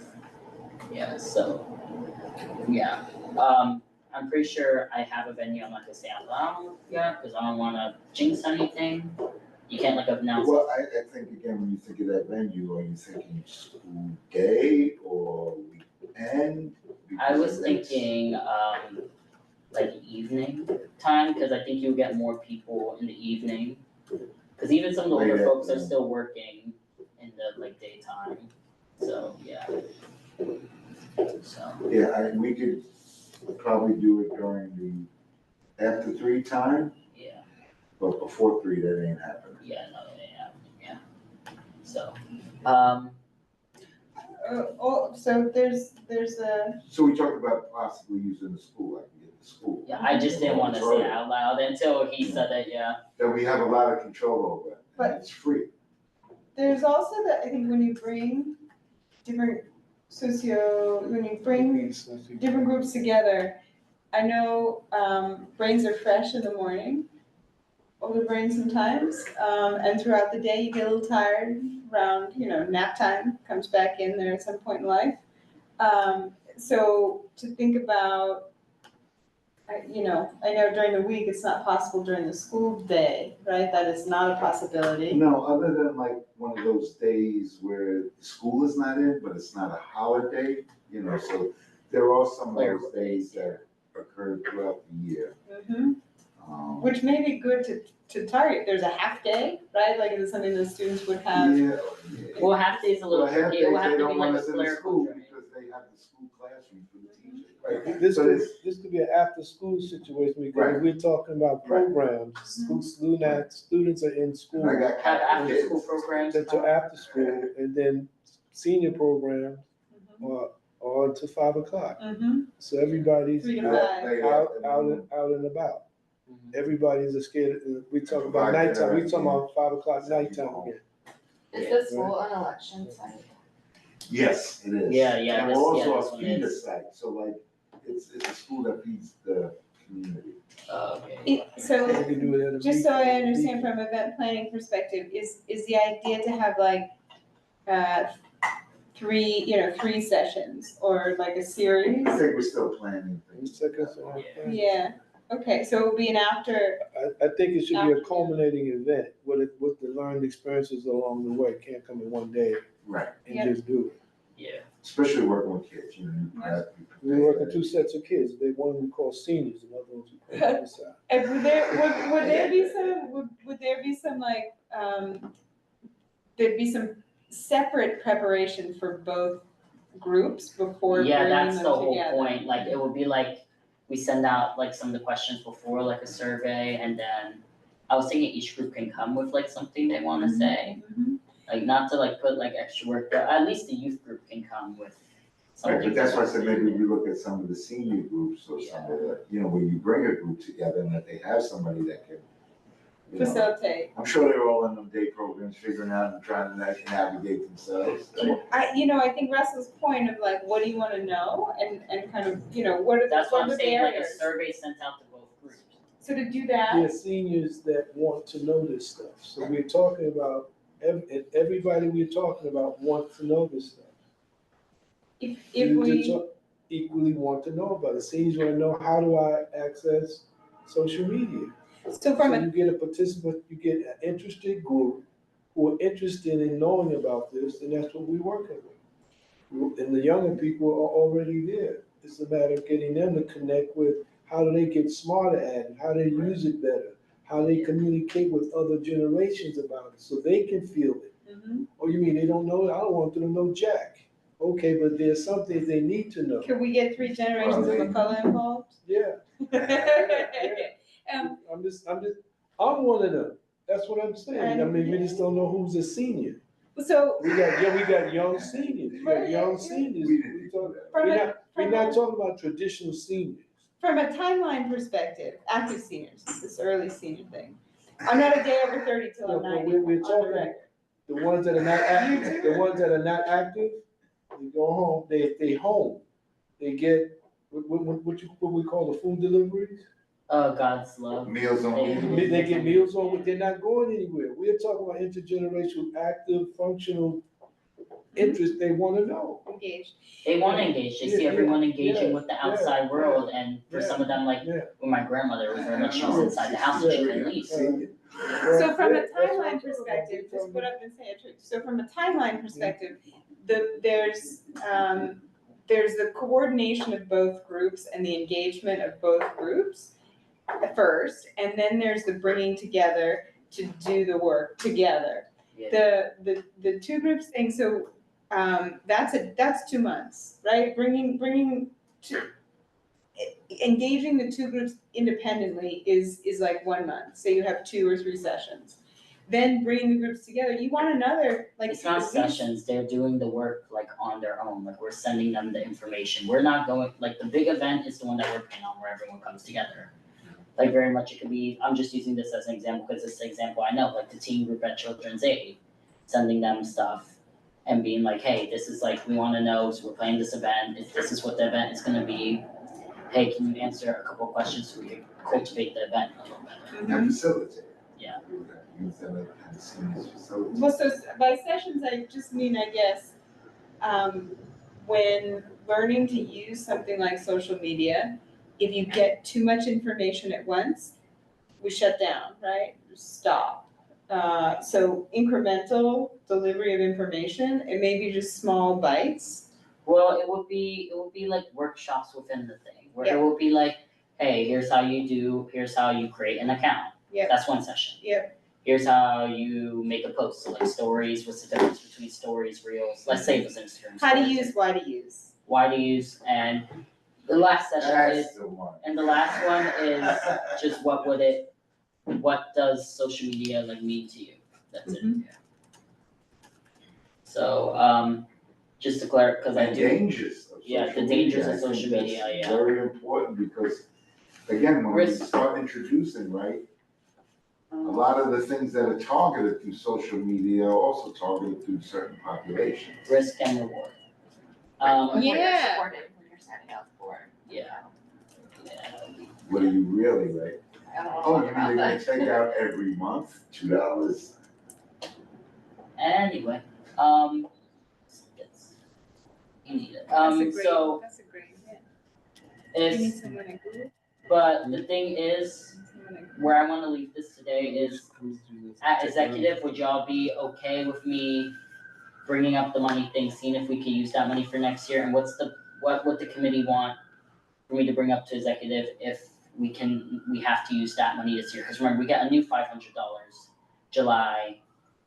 Yeah. Maybe. If we could use both. Well, it may not be budgeted because of certain things that may occur in the budget. Yeah. You know, we not always had that 500.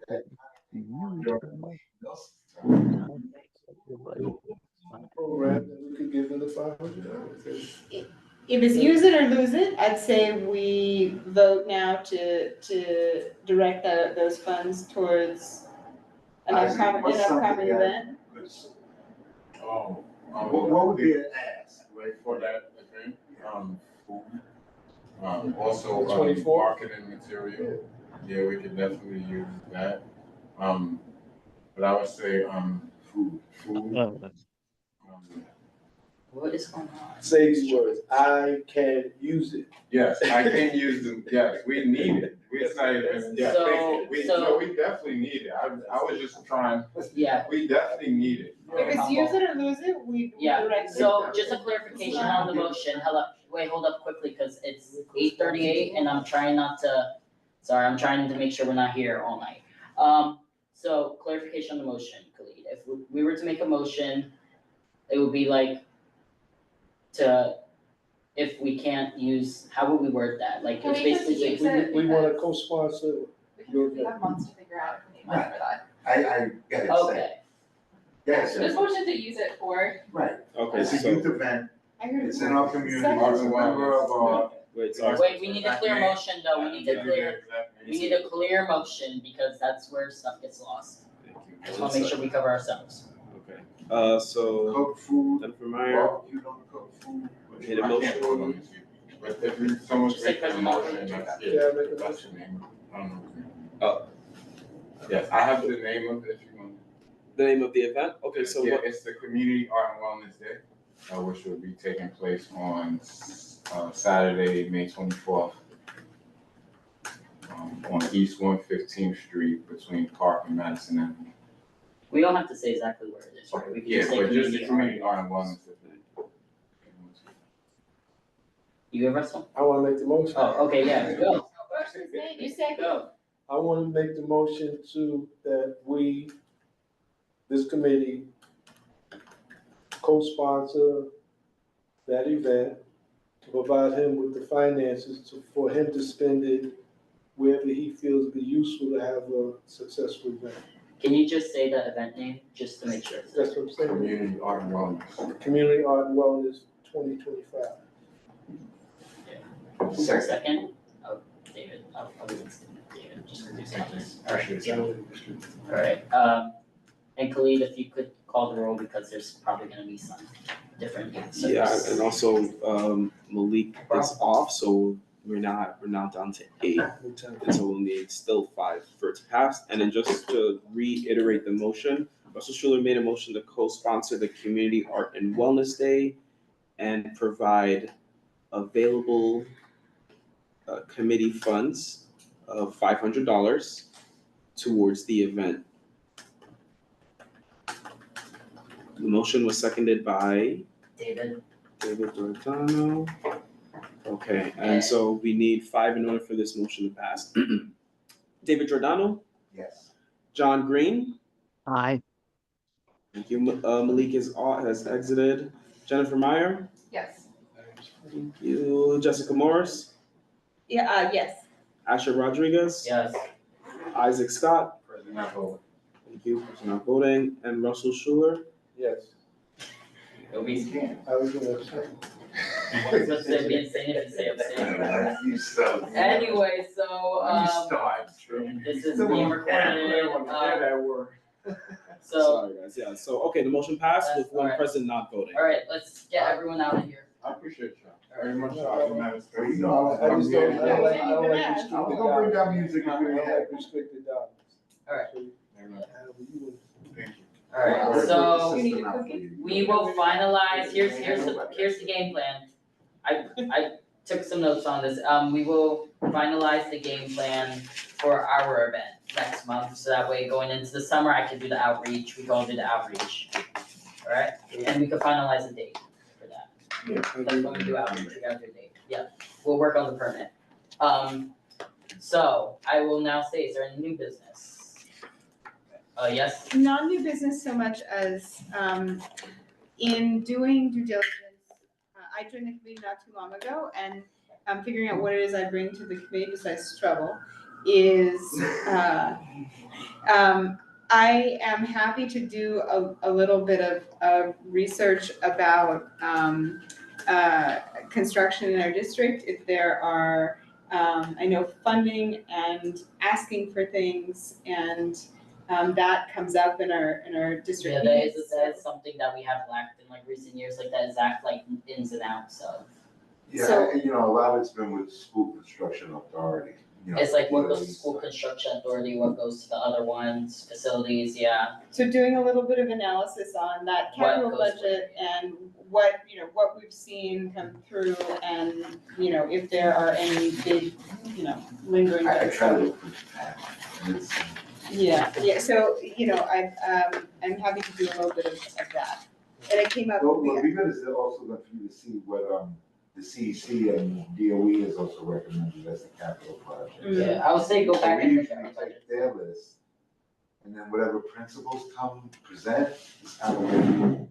And I only say because in having served on land use for some time and knowing that we have produced a lot of apartments in East Harlem, but I don't think our school seat number has changed. That those are things that unless there's a sort of an assertion that, hey, there's a problem, or hey, Well, it's interesting, Elsie, works in the council's office. When she was part of the board, she did a lot of work around how that they count the seats and determine how many seats are needed to expand schools and to do that. And it was always coming up not really meeting the needs of the community, and which creates a bigger problem now when they really have to go to the smaller class sizes, right? So we're telling schools, yes, get your numbers up, but then you're almost setting yourself up because you're not gonna be able to shrink it. It's just simply not enough classrooms and teachers. I think the logistics are real, and I'm also having served on land use, ECF, the ECF project side, and the consolidation of 3 of our schools was something that was promised in exchange for a 70-something story tower that was then stopped by a bunch of lawsuits and. You mean on 96th Street? Yeah, yes. Oh, yes. I know that well. So, if you can't get to it one way, but there's a bigger issue here of can we exercise our voice for things that are needed that maybe have, That was an interesting period when we reviewed that process. And I'll be honest, as much as I wanted to support it and support the schools, I could not vote before because they did not come before our board, before our committee. So, you didn't come before the youth and education. And there was a legitimate reason why they didn't come, because it was, something happened. But then you come back and it was like to exclude us, then I can't give you that support. Alright, So, so just to, David, sorry, just to wrap it up because it's almost 9 o'clock. So yeah, I would appreciate if you did do some research on that, because that would be very helpful when we do get around. I appreciate you looking ahead for the budget stuff, because remember, it's when we come back, it's go, go, go. So that's, yeah. Sorry, and to go into that, the mayor's office did release the executive budget, so you can go on Office of Management and Budget webpage, MRC OMB, and you can look at the the board register, the community board register. So that is available, and you can start looking into that. And then of course, when we get back in our next session, you have that in mind already. Okay.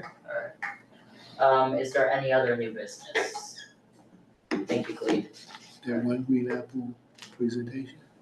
That was Joe Fortoni, and we motioned to. Do you have it? Oh, you mean the presentation, the slide? That's available. Yeah, I send that through the emails as well. That's also, yeah, go in the email and you'll see the attachments, it's there. All right, seeing no further new business, Khalid, can you call the roll?